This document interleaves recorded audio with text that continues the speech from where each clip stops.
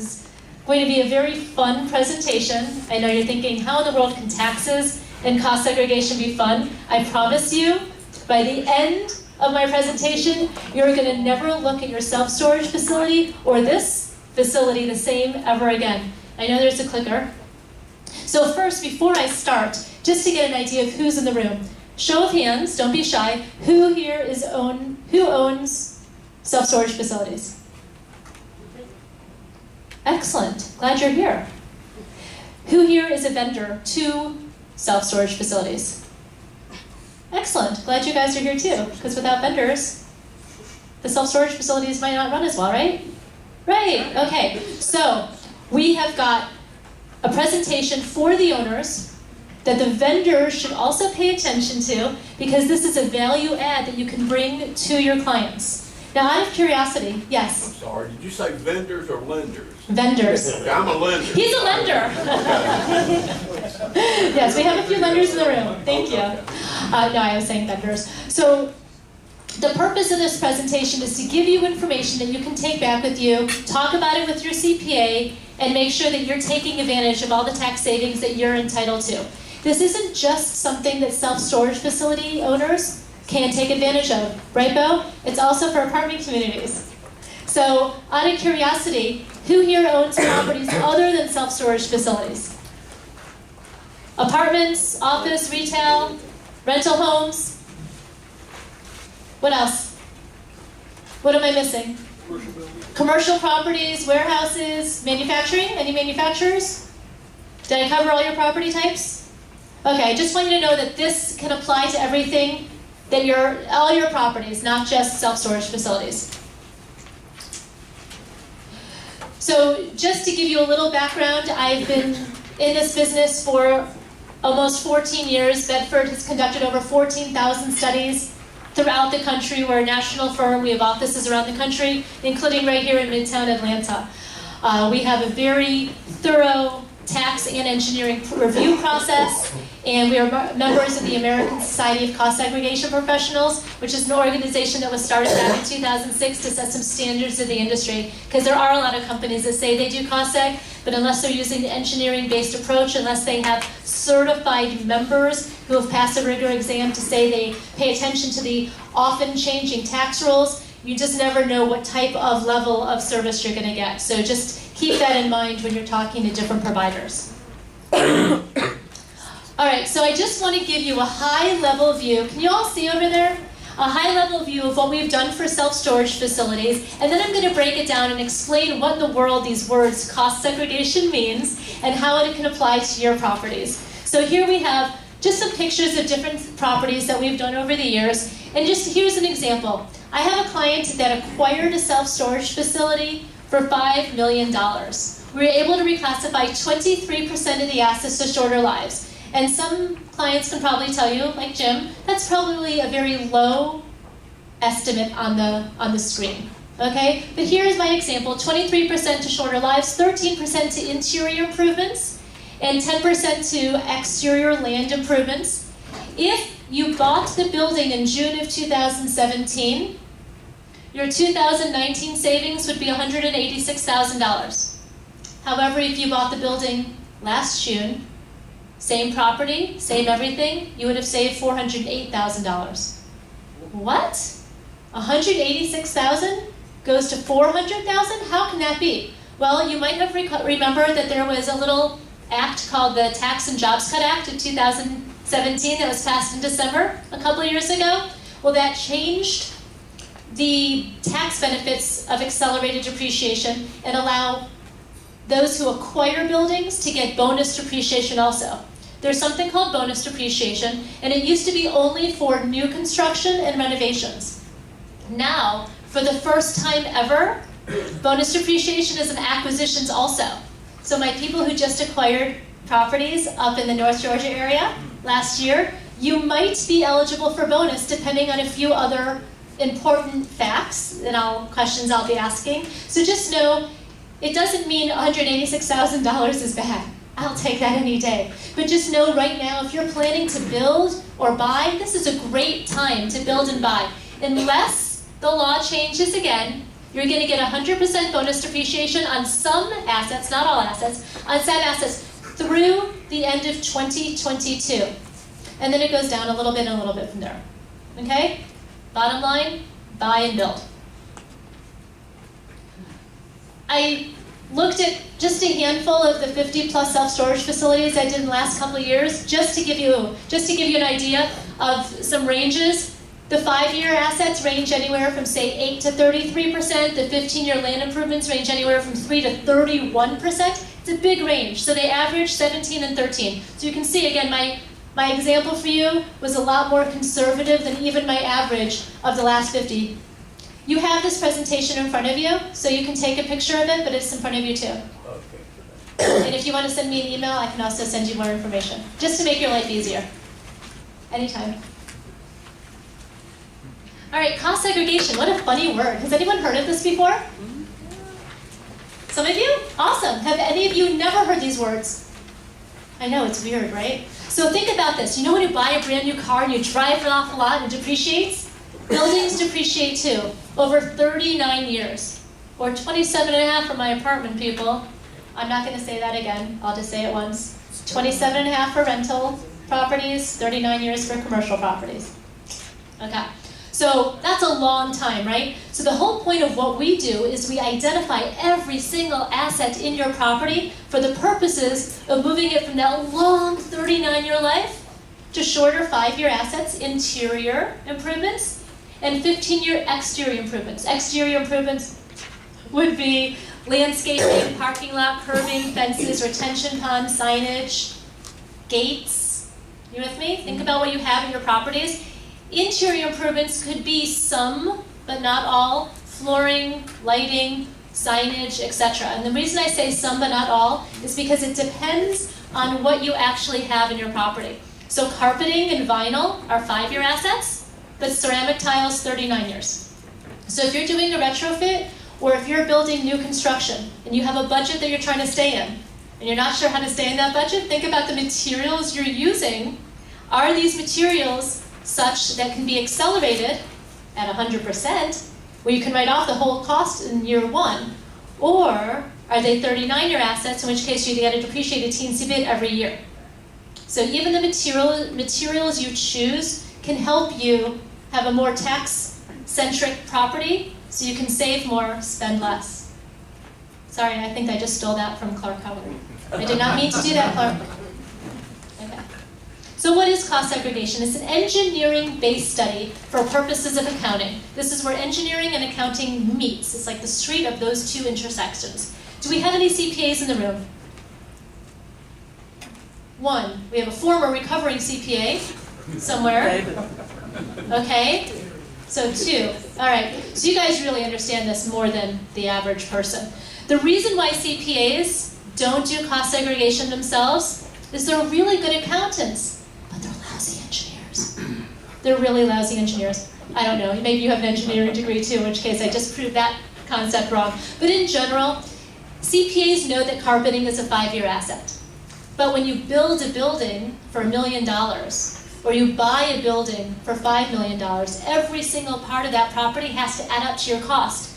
And your CPA doesn't know the cost of each and one of these assets. And of course, when you buy a building, it has to be in a 39-year depreciable life. The CPA can't put anything in a shorter life because they don't know the cost of everything that adds up to your cost. Does that make sense?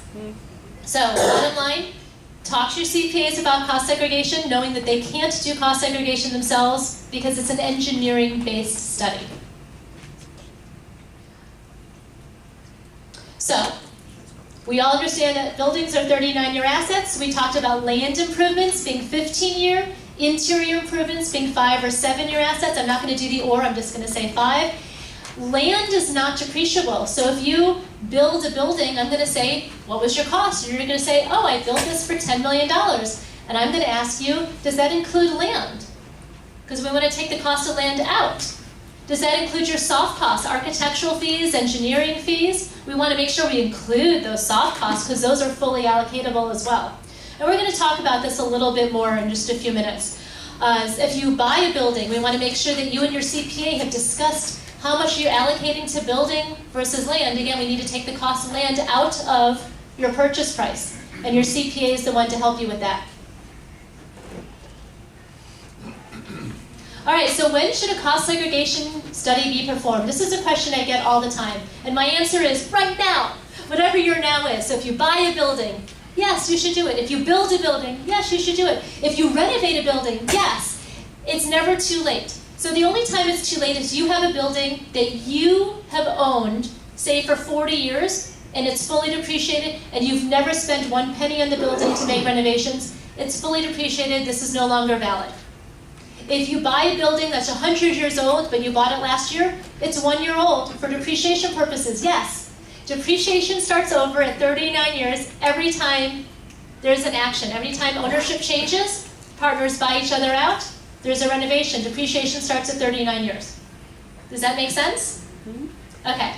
If anything I say gives you pause, ask a question. This is so much more fun when it's interactive. Is Yes? there a certain level of renovation you have to do to restart the whole depreciable basis? The question was, is there a certain level of renovation that you must do to start the process? I'm assuming you mean, is there a cost spent to start the process? And I would say yes, and it will depend on what those assets are and what the cost is and when you did those renovations. So if the renovations are 30 years old, probably not worth talking about. If the renovations are 2 years old, we should definitely discuss, and I would say anything over a couple $100,000, definitely good. If you spent $100,000 in the right tax year, it could also be beneficial.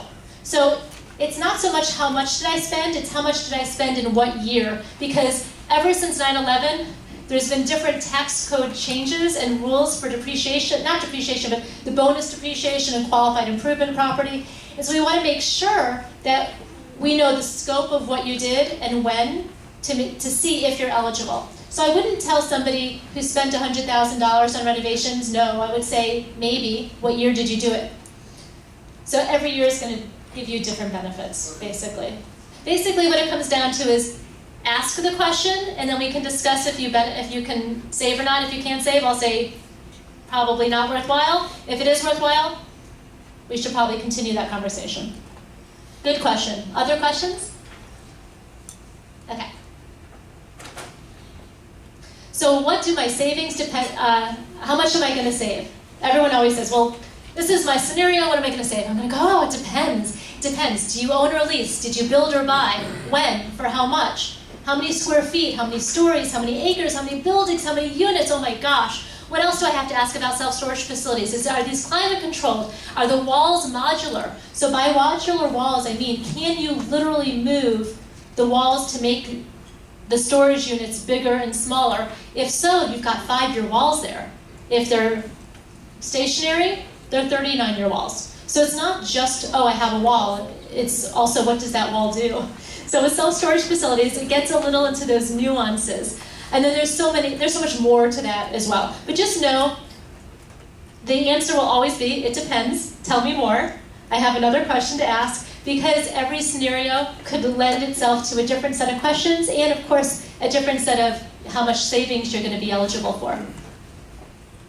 So just because I know there are people in the room who own different types of properties, I do want to point out this is good for all different property types. Apartment communities, car dealerships, for-profit healthcare facilities, not nonprofits. Nonprofits don't pay taxes, so we only have for-profits. That would be for-profit hospitals, doctors, dentists, veterinarians, assisted living facilities, hotels, resorts, industrial buildings. Of course, I put self-storage and warehouses in that too, manufacturing facilities, offices. Again, the tenant improvements they're in.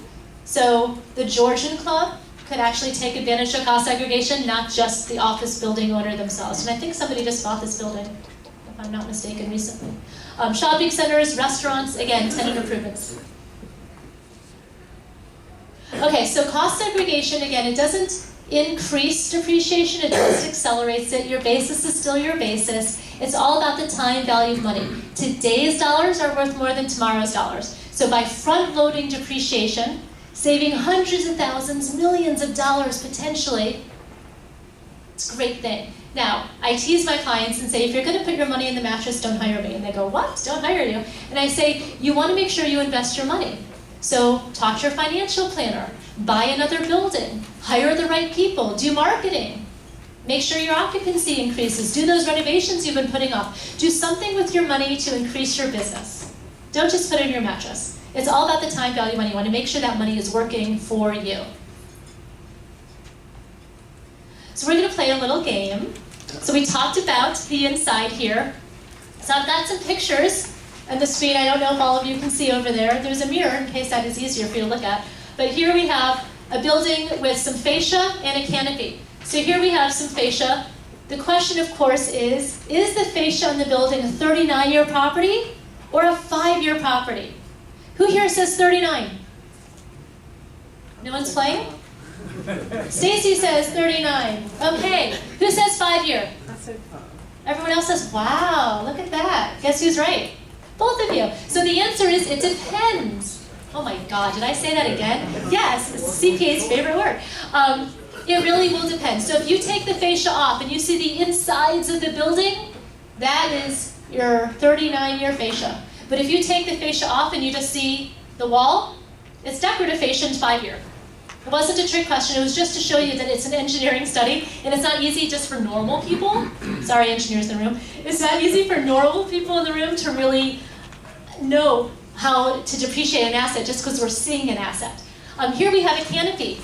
So what do you think? Is this canopy a 15-year land improvement, or is this canopy a 39-year part of the building?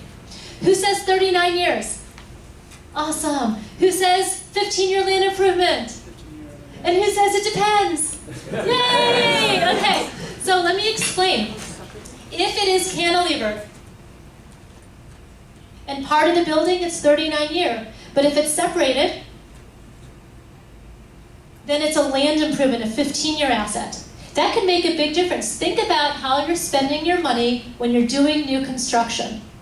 If you can move an asset from a 39-year life to 15 years, with bonus depreciation of 100%, you save. So think about the budgets that you're trying to stay in and how taking advantage of cost segregation not just will increase your cash flow, but will also help you figure out how to stay in that budget you're trying to get in. This isn't a picture of a self-storage facility. I just wanted to illustrate a point. I figure we all go to the grocery store. It might be a good picture to show you. So the flooring, carpeting and vinyl, 5-year assets, ceramic tile, 39-year. There's 3 things that we need to have for this function. We need to have lighting, we need to have bathrooms, and we need to have air conditioning, right? Base building, all 39-year assets. But do we really need to have all the lights in the room? Think about what we have here. We have some wall sconces, we have some chandeliers, we have other chandeliers, we have some recessed lights. So what is the 39-year light in the room, and what is the 5-year light in the room? Anyone want to guess? Recessed lights is 30. Chandelier 15. Chandelier is 15. 5. 5. Yeah. 15 is exterior. And the recessed is 30. 39. What about the sconce? 5. Very good. Okay, because you need the light here, but this is extra. Now, if there was no recessed light in the ceiling, what would make this 5-year light be? 39-year. Exactly. Inside is 39 or 5, that's it. Always. You can't have 15 inside. Now there's some exceptions, but we're not talking about the exceptions right now. Okay. So yes, so know that if you have 2 types of lighting in one space, you're going to have 39-year and 5. But if you only have 1 type of lighting in a given space, it's going to be 39 years. Crazy, right? Or is this so cool? When I got hired 14 years ago, I called my parents and I said, guess what? I'm doing cost segregation. I explained to them. Now they call me up, hey Debbie, we were eating at this restaurant last night. You wouldn't believe the 5-year assets in the place. Which sounds ridiculous, but I guarantee when you guys go out to eat this weekend, you're going to be going, oh, 5-year. 5-year. Hey, look at that parking lot. 15 years. And it just happens. And it seems so weird that that could happen. But when you understand what cost segregation is and how your buildings are built, you realize that there's assets here. But again, even though you know the life of carpeting is 5-year, you don't know of the total cost how much is carpeting, which is why an engineering-based study is important. All right, so here we have some 15-year land improvements. Except for the cars in the picture, every single thing in this picture is a 15-year asset. Your gate, your curbing, your parking lot, your landscaping. What? Landscaping's 15 years? Yes, it is. Who here does access control with gates? 5-year assets? Who has cameras, security cameras? 5-year assets? Just saying. So what if they're attached to the building, does that make them 5 year or 15 year, 30 times? 5-year. Yeah, security cameras are always 5-year. What if they're inside? What if They're 5-year. And same with outdoor lighting. Lighting is a whole different game. So the main light inside is 39-year, the extra light inside is 5-year. Exterior lights could be 15-year or 5-year depending. So the poles, if it's cemented in, is going to be a 15-year pole. And then maybe the light on top could be 5-year depending on how it is. Same thing with your signage. You have a monument sign, the monument portion of the sign is 15 years, but if it's lit up, that portion could be 5 years. So there's all sorts of nuances that go in, which is, again, why it's not one answer fits all, and it depends on how everything looks. So if you tell me you have a monument sign, I'm going to go, great, 15 years. But part of it could be 5 years, realistically. Yes? What about solar lighting? Solar lighting. So solar panels on a roof? No, just a solar floodlight. A solar floodlight. I think, oh, you know what? I don't have an answer for you off the top of my head. I will have to get back to you about floodlights, and especially solar floodlights. I don't know. Be long term, wouldn't it? I don't know. I'm going to find out, though. LED signs. Logically. Signs. Are we interior signs or exterior signs? So just because the word LED is there doesn't necessarily make it 5-year. I'm just saying, it's lighting, it's lit. It's a lit sign outside. I would expect how it's installed will make a difference. So again, if it's a monument sign, the monument portion is probably 15 years. The lit portion will probably be 5 years. Yes? How about a portable building A portable building. Like, on a self-storage sign? I'm sorry, what? They come off the back of a A flatbed. building, a modular building that can be moved around. Oh, so a modular building that can be moved around Like a pod. like a pod. But it's not, it's like a pod, but it is only going to be on the side. It's stationary. Correct. So we do mobile home parks a lot, and the answer is always it depends on if the wheels are on or the wheels are off, etc. If it's a fixed property, if it's a fixed to the property. But you can move it with a forklift. You can move it with a It's forklift. still. I'm going to say that's a question for my engineers, and I'm not going to answer that right now. Everybody go into politics. I do not need to go into politics. But if you will do me a favor,